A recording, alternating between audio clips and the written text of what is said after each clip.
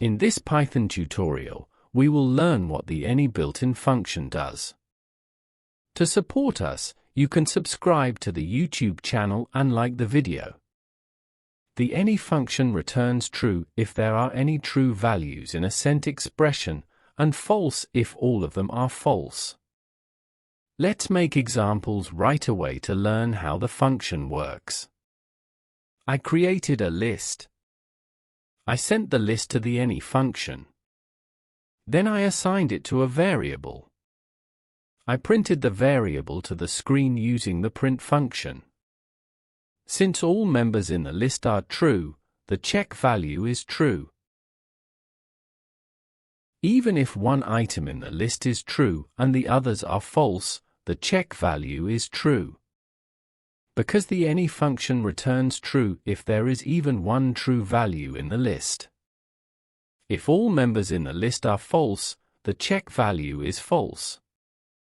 As an integer, 0 equals false and 1 equals true. Since there is a value of 1 in the list, the check value is true. Since all members in the list are 0, the check value is false.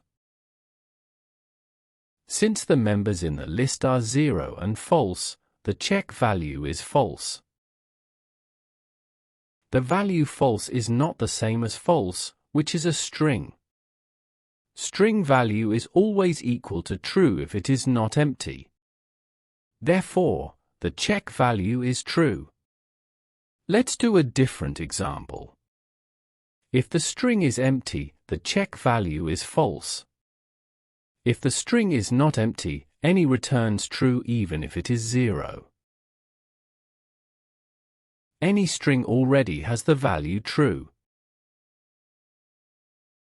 Let's do a different example. If a dictionary is sent to the any function, it is the left part that is important. A value of 0 equals false, so the value of check equals false. Even if the right side is true, the check value will be equal to false. If the left side is true, the check value is equal to true. In this Python tutorial, we learned what the any built-in function does. To support us, you can subscribe to the YouTube channel and like the video.